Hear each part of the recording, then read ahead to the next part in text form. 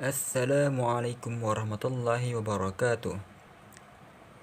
Okey, baiklah. Pada kali ini kita akan ulang kaji semula berkaitan dengan kata bantu. Minggu lepas kita dah belajar kata bantu kan? Pada kali ini kita akan ulang kaji balik. Apa itu kata bantu? Kita nak tengok kata bantu ni macam mana nak kenal pasti. Nak guna ayat kata bantu tu macam mana. Okey, pada yang dah faham, alhamdulillah, bagus. Jadi pada kali ini kita akan refresh balik, sama-sama kita belajar balik, sama-sama kita fahamkan apa itu kata bantu. Jadi kita akan tengok, kita akan belajar apa itu kata bantu. Kata bantu. Okey, apa itu kata bantu? Okey, senang kata, kata bantu ni ialah kata yang membantu kata kerja, kata adjektif dan kata sendi nama.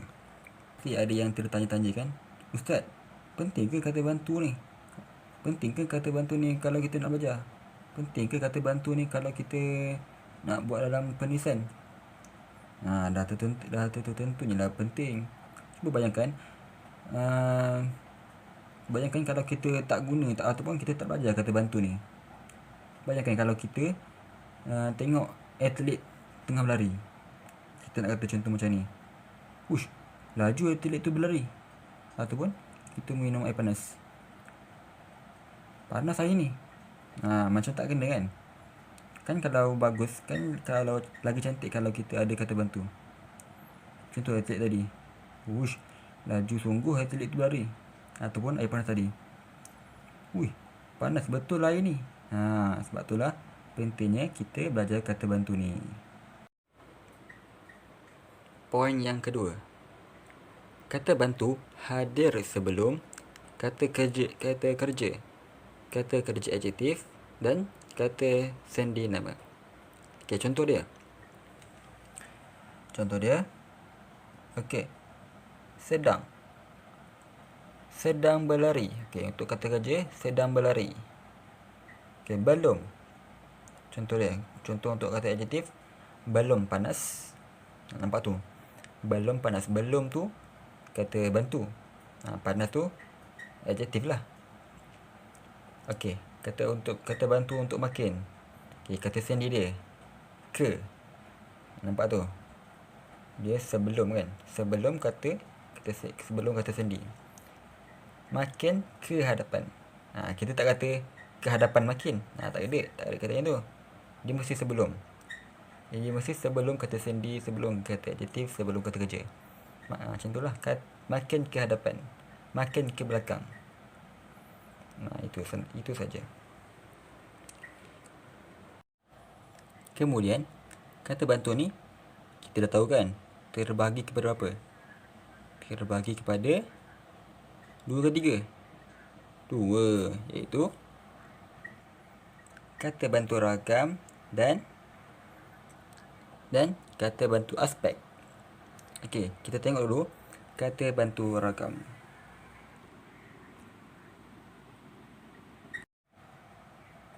Kemudian kita pergi pula kepada kata bantu aspek.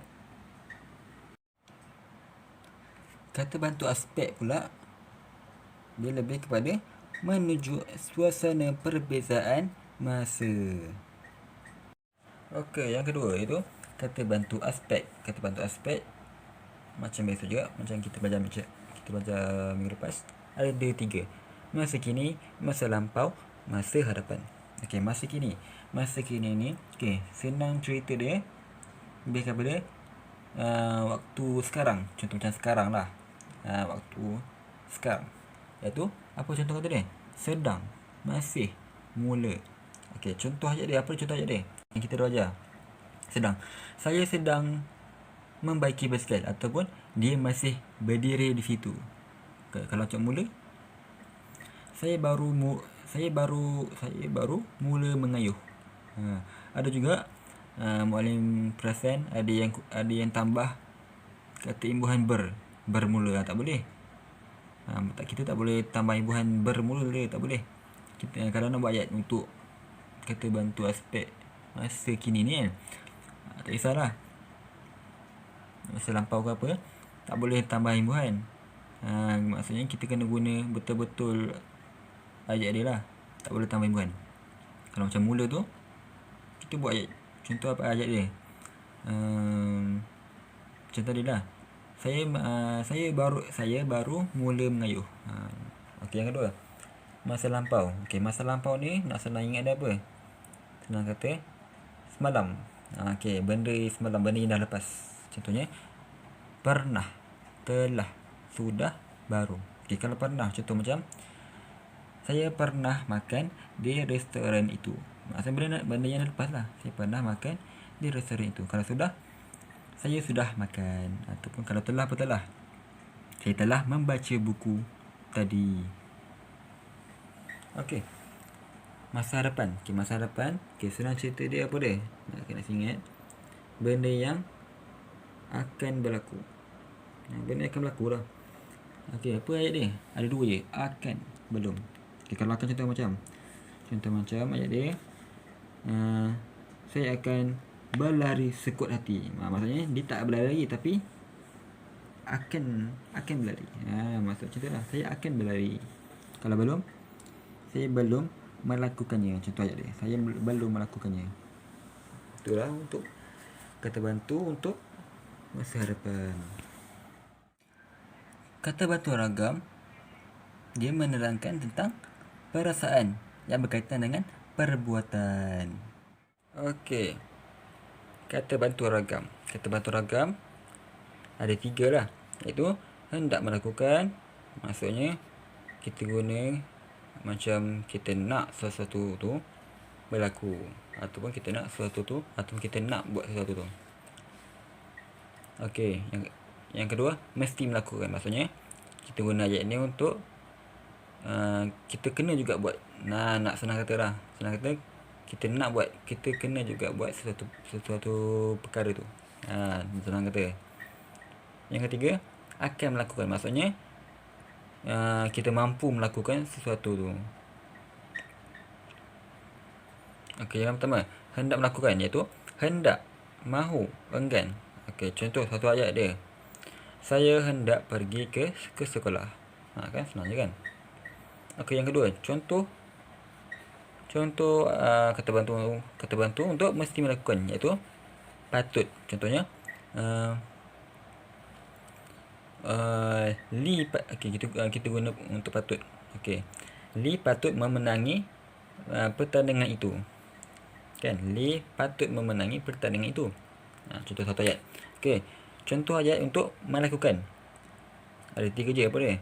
Boleh, dapat, mungkin. Okey, apa contoh ayat dia?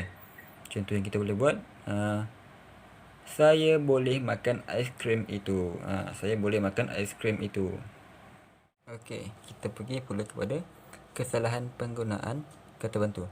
Okey, contoh yang pertama. Okey, contoh pertama. Okey, sebelum kita nak jawab soalan, kita mesti mesti baca soalan dengan betul. Maksudnya sebelum kita nak jawab soalan, kita kena baca soalan, ataupun kita kena fahamkan betul-betul. Fahamkan betul-betul, baca 2 atau 3 kali. Okey, barulah kita dapat kedal pasti. Barulah kita dapat check mana satu yang betul, mana satu yang salah. Okey, contoh pertama. Jerebu boleh diatasi jika pembakaran terbuka dihentikan. Jerebu boleh diatasi jika pembakaran terbuka dihentikan. Okey, agak-agak yang mana yang salah? Yang mana yang salah? Yang mana? Jawapan dia yang boleh ni yang salah. Kenapa salah pula? Jerebu boleh diatasi jika pembakaran terbuka dihentikan. Macam betul kan? Tapi sebenarnya salah. Tapi apa jawapan yang betul? Jawapan yang betul adalah jerebu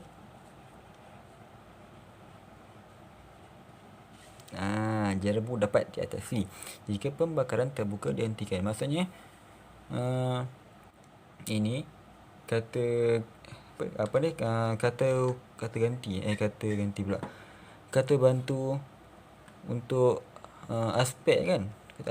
Kata bantu untuk aspek yang ketiga. Jerebu dapat diatasi jika pembakaran terbuka dihentikan. Okey, yang kedua.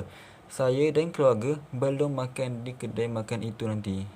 Saya dan keluarga belum makan di kedai makan itu nanti. Okey, agak-agak apa lagi yang salah? Mana salah? Belum tu kan yang salah. Ni belum salah. Yang ni yang salah. Betul yang betul apa yang kalau betul apa yang kita boleh letak? Betul akan. Saya dan keluarga akan makan di kedai makan itu nanti. Maksudnya benda tu benda tu tak terjadi lagi. Maksudnya dia merancang. Maksudnya akan terjadi. Saya dan keluarga akan makan di kedai makan itu nanti. Okey, yang ketiga. Bas itu masih tiba sejak jam 9 pagi lagi. Ni mesti dapat detect kan. Mesti dapat dah. Mana yang satu yang salah? Betul. Bas itu yang masih ni salah. Jadi apa yang kita nak ganti? Bas itu tiba sejak dari jam 9 pagi lagi. Bas itu belum. Bas itu belum tiba sejak jam 9 pagi lagi. Okey, yang terakhir. Kamu boleh pergi ke sekolah walaupun kamu demam. Mesti dah dapat kan? Kamu boleh pergi ke sekolah walaupun kamu demam. Mana satu salah? Yes, betul. Jadi apa yang betul sekarang ni? Kamu pergi ke sekolah walaupun kamu demam. Apa dia? Kamu mesti pandai. Kamu mesti pergi ke sekolah walaupun kamu demam. Okey. Jadi tips dia supaya nak jawab soalan, baca soalan ataupun baca petikan tu berulang kali, 2 kali ataupun 3 kali. Ikutlah sampai faham. Barulah kita dapat cek mana satu yang salah dan mana satu yang betul.